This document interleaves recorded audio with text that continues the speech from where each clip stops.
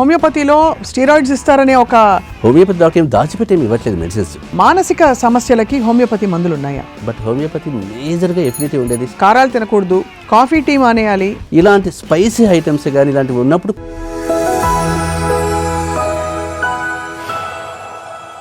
ఇది కేవలం సమాచారంగా మాత్రమే భావించండి. వైద్య నిపుణులను సంప్రదించండి. అందరికీ నమస్కారం. Welcome to Sakshi life. వైద్య విధానాలు చాలా తెలుసు మనకి. అలోపతి చాలా ప్రాచుర్యంలో ఉన్న వైద్య విధానం అయినప్పటికీ కొన్ని చాలా మొండి సమస్యలకి సమాధానం చెప్తుంది ఎవరు అంటే హోమియోపతి వైద్య విధానం. అండ్ హోమియోపతి వైద్యులు చాలా చక్కటి పరిష్కారాలతో చాలామందికి సేవ చేస్తున్నారు ప్రపంచవ్యాప్తంగా. ఇవాళ మనం ఈ అరుదైన అంటే అతి చిన్న మోతాదులో తీసుకునే మందు వల్ల ఎంత గొప్ప ఫలితాలు శరీరంలో చూస్తున్నాం అనే అంశంపై మాట్లాడబోతున్నాం. డాక్టర్ మధు వారణాసి గారు ప్రముఖ హోమియోపతి వైద్య నిపుణులు. 30 సంవత్సరాలుగా వారు చేసిన ప్రాక్టీస్లో ఎంతోమందికి ఎన్నో రకాల దీర్ఘకాలిక వ్యాధుల నుంచి కూడా ఉపశమనం కలిగించారు. And for example cancer, HIV and autism లాంటి క్లిష్టమైన సమస్యలకు కూడా కొంతవరకు పరిష్కారం చూపించారు. వారితో మాట్లాడబోతున్నాం ఆల్ అబౌట్ హోమియోపతి. సార్ నమస్కారం. Thank you so much for coming to Sakshi studio.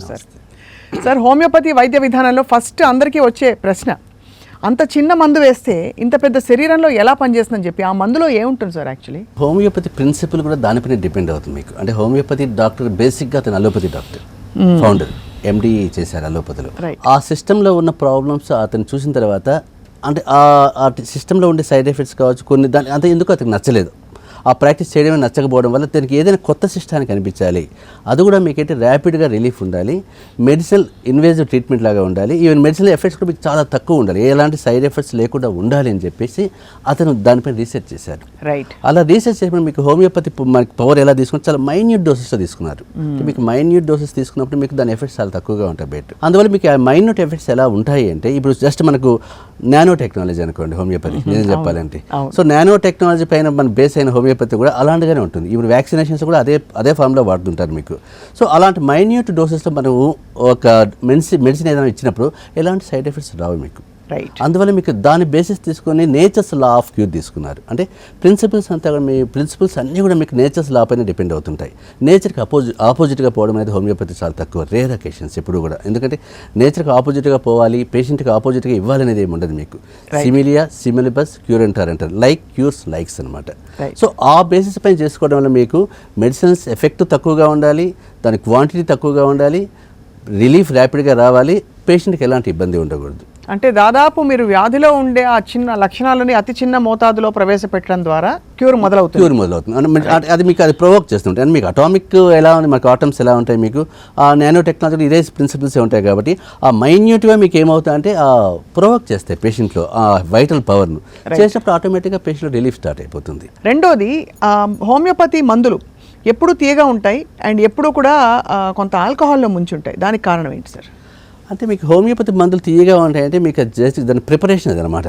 అంటే పేషెంట్స్కు చెప్పాను కదా, పేషెంట్కి ఎలాంటి ఇబ్బంది ఉండకూడదు వేసుకునే దానికి కూడా మీకు ఆ వేలో చూసుకున్నారు. ఫస్ట్ ఆఫ్ ఆల్ చిన్నపిల్లల దగ్గర నుంచి పెద్దవాళ్ళ వరకు కూడా ఎలాంటి ఇబ్బంది లేకుండా వేసుకోవాలి. అంటే మెడిసిన్ వేస్తున్నాము అంటే మీకు అమ్మో నచ్చేత కాదు అని పిల్లలు అనకూడదు, హ్యాపీగా వేసేసుకోవాలి. సో అది మీకు సూక్రోత మీకు చేయడం వల్ల మీకు ఆ తీయదనం వస్తుంది. ఆ తీయదనం మనకి ఎలాంటి ఎఫెక్ట్ ఇవ్వదు. చాలామంది పేషెంట్స్కి ఈ డయాబెటీస్ వాళ్ళు మాకు తీయగా ఉంటాయి కదా వేసుకోలేమో అనుకుంటుంటారు, కానీ దాని ఇన్ఫ్లుయెన్స్ దానికి ఏమి ఉండదు మీకు. ఆల్కహాల్ అంటారు, ఇది మనం తాగే ఇథైల్ ఆల్కహాల్ కాదు, ఇది మెడికేటెడ్ ఆల్కహాల్ అనమాట, న్యూట్రల్ ఆల్కహాల్స్. దీంట్లో మీకు ఎలాంటి ఇవేమి ఉండవు మీకు.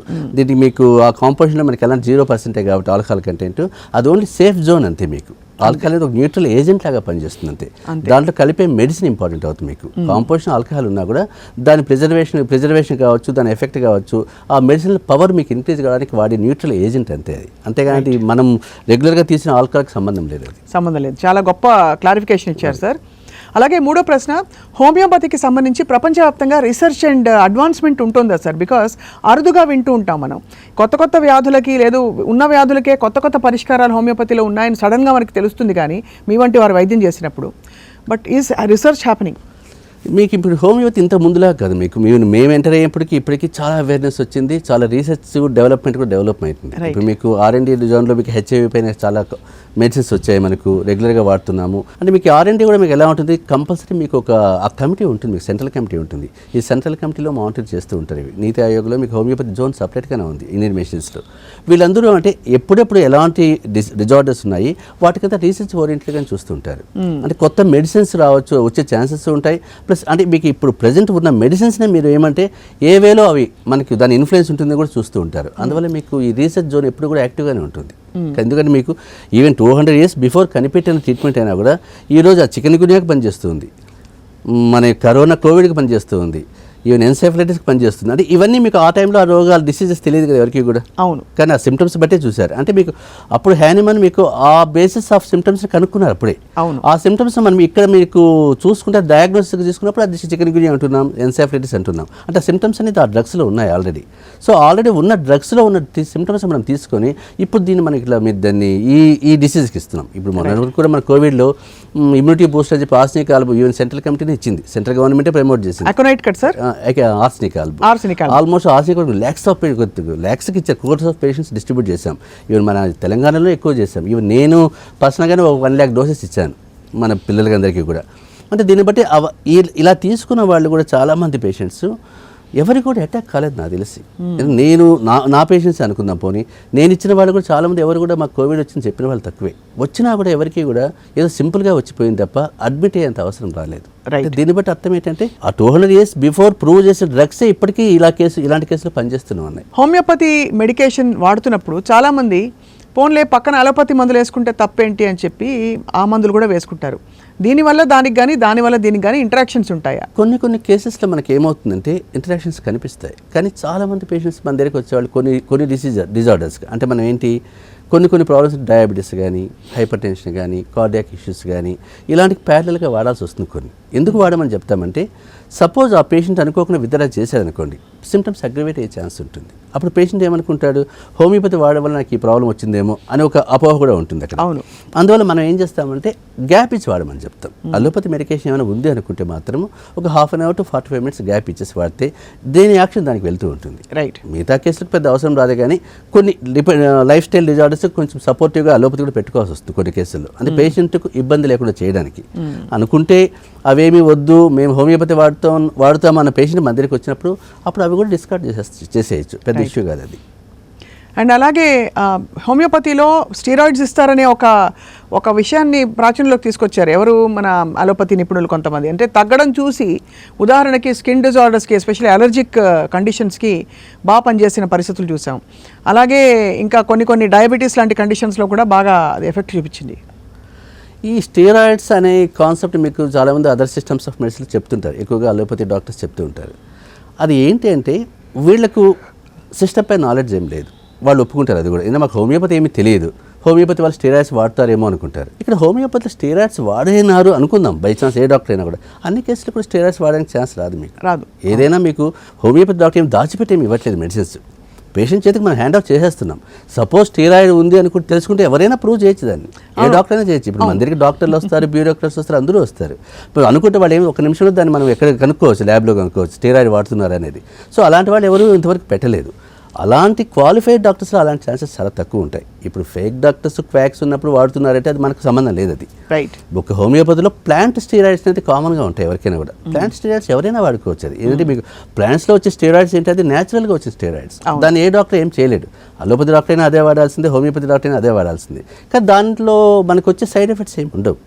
అంతేగాని అది లైఫ్ సేవర్స్ లాగా మనకు అలోపతులు ఓమ్నాకాటిలు వైసోలిన్ వేసినంతగా హోమియోపతిలో అలాంటి స్టీరాయిడ్స్ లేవు మనకి. రైట్. సో అలాంటి ఛాన్స్ కూడా లేదు మీకు. అది ఊరికే వీళ్ళ అభిప్రాయమే తప్ప ఏ డాక్టర్ కూడా అలాంటి అడిగినప్పుడు నేను కూడా వాళ్ళకి అంటే మన పేషెంట్స్ అడుగుతుంటారు ఎప్పుడు, అదే డాక్టర్ని అడగమంటాను, వచ్చి ప్రూవ్ చేయమని చెప్పాలి. అంతే. సరే నీకు మెడిసిన్స్ ఇచ్చాను, ఆ మెడిసిన్స్ పోయి డాక్టర్ గారు చూపించండి, అది స్టీరాయిడ్ ఉందని ప్రూవ్ చేయమని చెప్పండి, పెద్ద ఇష్యూ కాదు కదా అది.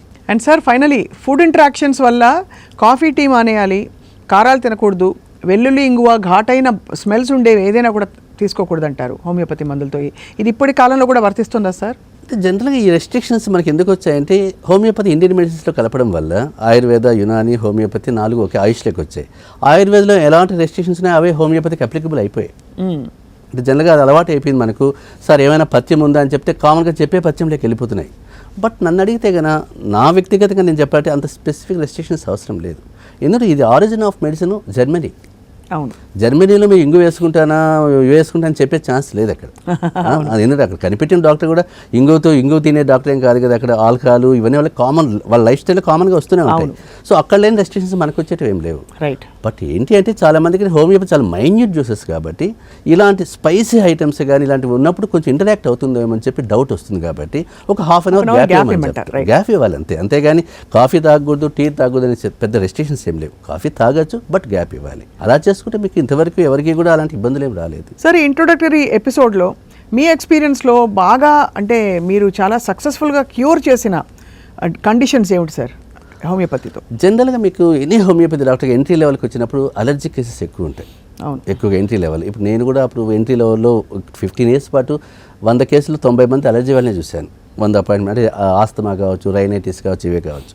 అంటే హోమియోపతికి ఎఫినిటీ మీకు అలర్జీ కేసులో చాలా బ్రహ్మాండంగా ఉంటుంది. అంటే మీకు ఈవెన్ డెరిఫ్లిన్ డెక్రోడాన్ ఇంజెక్షన్ వేసుకున్న రాని రిలీఫ్ మన మెడిసిన్స్తో వస్తుంది. అలాంటి పేషెంట్స్ నేను మన చాంబర్లో కూర్చొని చూపించాను. అంటే వాళ్ళు డెరిఫ్లిన్ కూడా వేసుకోకుండా డైరెక్ట్గా మన క్లినిక్కి వచ్చి నోట్లో మందు వేయండి సార్ ముందు తగ్గిపోతుంది అన్నంత నమ్మకం వాళ్ళకు. అంత ఇన్స్టాంట్ రిలీఫ్ వచ్చేస్తుంది మీకు. అందువల్ల మీకు హోమియోపతి విషయానికి వచ్చినప్పుడు చాలామంది ఏమనుకుంటారంటే హోమియోపతిని కొన్ని కేసెస్కి మాత్రమే వాడతారేమో అనుకుంటారు. బట్ నేను చూసిన కేసుల్లో మంచి సక్సెస్ఫుల్ కేసెస్ కావాలనుకుంటే కన్నా అలర్జిక్ కేసెస్ కావచ్చు, ఆస్తమా కావచ్చు, రైనైటిస్ కావచ్చు, స్కిన్ ప్రాబ్లమ్స్, సోరియాసిస్ కావచ్చు, ఆర్థరైటిస్ ప్రాబ్లం కావచ్చు, డిస్క్ ప్రాబ్లమ్స్, ఇవన్నిటికీ మీకు చాలా మంచి రిలీఫ్ దొరుకుతుంది పేషెంట్కి. అంటే పేషెంట్ కూడా నమ్మలేనంత రిలీఫ్ వచ్చేస్తుంది.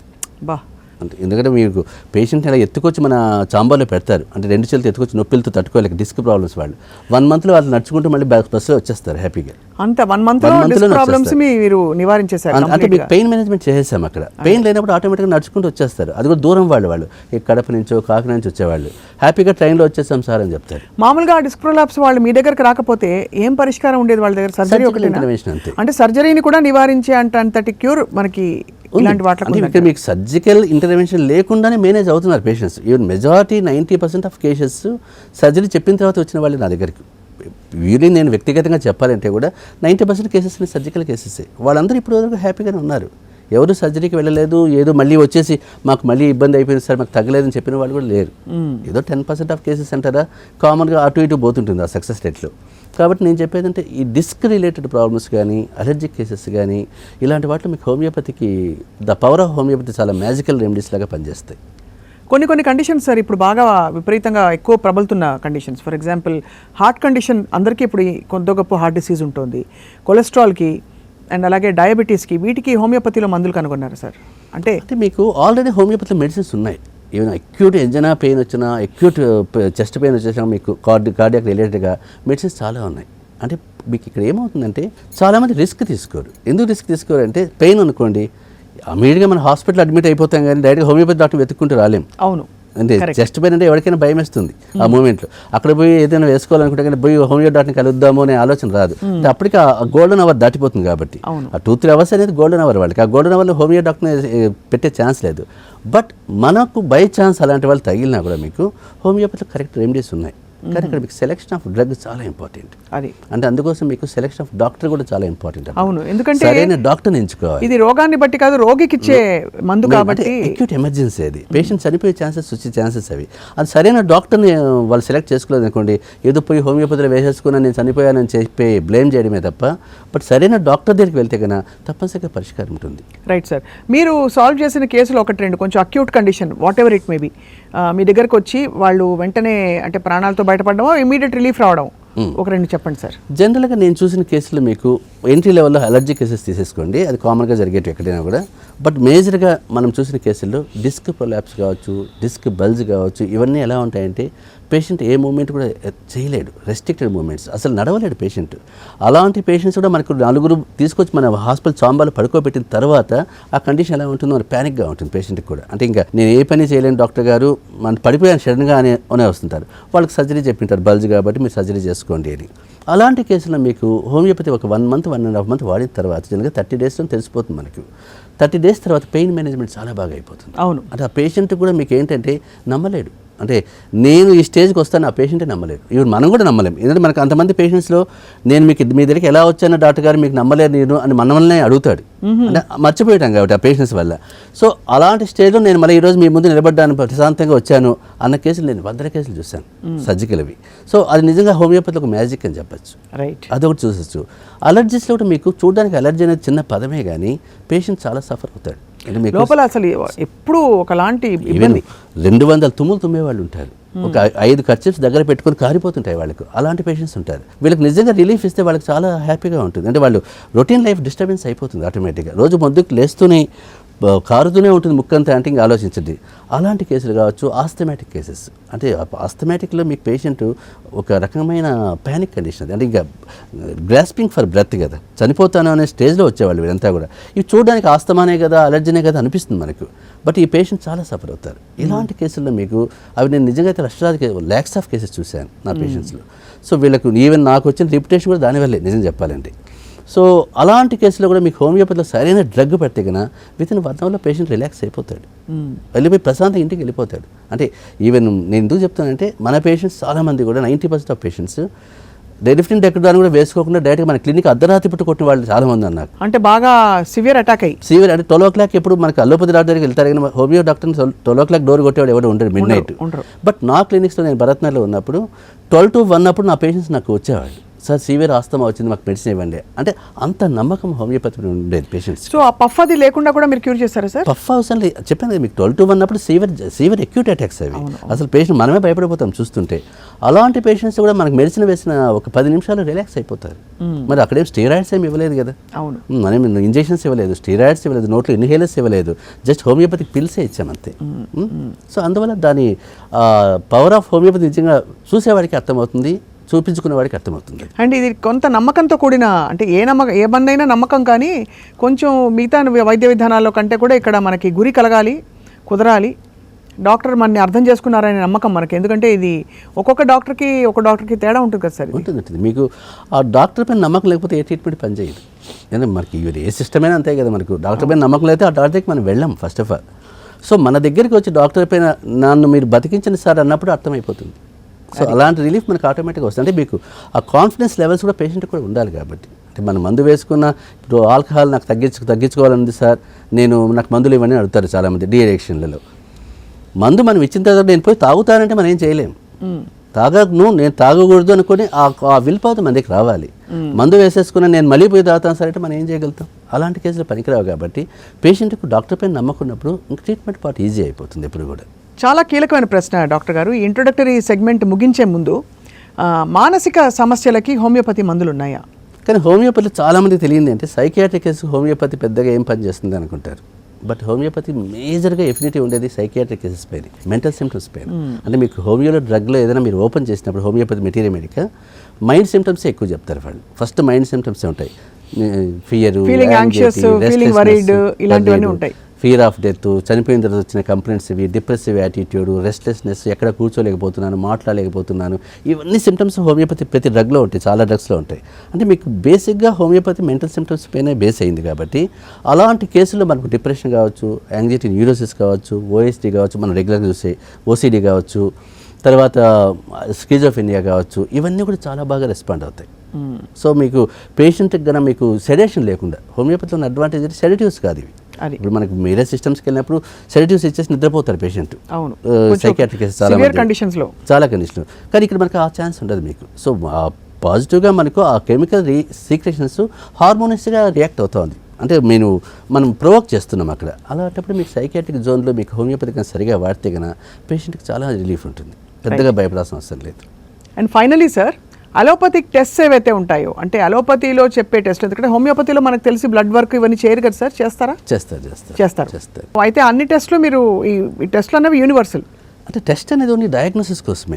అది హోమియోపతి అయినా, అలోపతి అయినా, ఆయుర్వేదం అయినా తప్పదు ఏ డాక్టర్కి అయినా కూడా. ఇప్పుడు మా క్లినిక్లో నాకు రెండు ల్యాబ్స్ ఉంటాయి, అపోలో ఒకటి ఉంటుంది, లెక్కిత 2 ఉంటాయి మా దగ్గర. సో ప్రతి ఒక్కరికి టెస్ట్ కంపల్సరీ, అంటే రిక్వైర్మెంట్ ఉన్న వాళ్ళకి. ఇప్పుడు మనం చూసే వాళ్ళకి అవసరాన్ని బట్టి టెస్ట్ రాస్తాం. టెస్ట్ వల్ల మనకి ఏంటంటే ప్రోగ్నోసిస్ తెలుస్తుంది, అంటే ఆ పెథలాజికల్ కండిషన్ ఏంటో అర్థమవుతుంది. ఇప్పుడు మీకు టెస్ట్ తెలియదు అనుకోండి, డిస్క్ ప్రాబ్లమ్స్తో మన పేషెంట్ వచ్చాడు అనుకుందాం, అసలు డిస్క్ బల్జ్ అయ్యింది, ప్రొట్రూజన్ అయ్యింది, లోపల ఎంతవరకు వెళ్ళిందా మనకి ఎంఆర్ఐ చూస్తే కానీ అర్థం కాదు. ఎంఆర్ఐ చూడు కూడా బ్లైండ్గా ఇచ్చామనుకోండి, రేపు ఆ పేషెంట్కి ఏమైనా కావచ్చు. అది ఆ డాక్టర్ నెగ్లిజెన్సీ అంటారు తప్ప హోమియోపతి డాక్టర్ కాబట్టి టెస్ట్లు ఏం చేయలేదు అని చెప్పే ఛాన్స్ లేదు మీకు. అది హెచ్ఐవి పేషెంట్ అనుకుందాం, CD4 కౌంట్ చూడాలి మనం. CD4 కౌంట్ చూసుకుంటే పేషెంట్ సర్వైవల్ రేట్ చెప్పాలి మనం. అంటే 3 monthsలో ఏమైనా చనిపోతాడా, 3 years బతుకుతాడని చెప్పాలి. అది మీకు CD4 కౌంట్ చేసి కానీ చెప్పలేము మనము. అలాంటి వారిలో ప్రతిదీ కూడా మనకు కేసు చూడాల్సింది. టెస్ట్ అనేది కామన్గా యూనివర్సల్గా అందరికీ అవసరమే. మనకు ఇంతకు ముందు ఏంటంటే హోమియోపతి డాక్టర్కి వెళ్తే ఏ టెస్ట్లు వద్దు, చేయి పట్టుకొని చెప్పేస్తాడు, మొహం చూసి చెప్పేస్తాడు అనేది ఒక అలా వచ్చిందంటే కాన్సెప్ట్. అది కానీ అది రాంగ్ వే ఆఫ్ మెథడ్ మనకు అవుతుంది, మనకి అది ఎట్లయినా కూడా. డాక్టర్ మధు వారాణసి గారు వాళ్ళు చాలా ఇంట్రొడక్టరీ ఎపిసోడ్లో చాలా గొప్ప విషయాలు చెప్పారు. ఫస్ట్ అసలు ఒక భరోసా ఇచ్చారు for people who don't know homeopathy.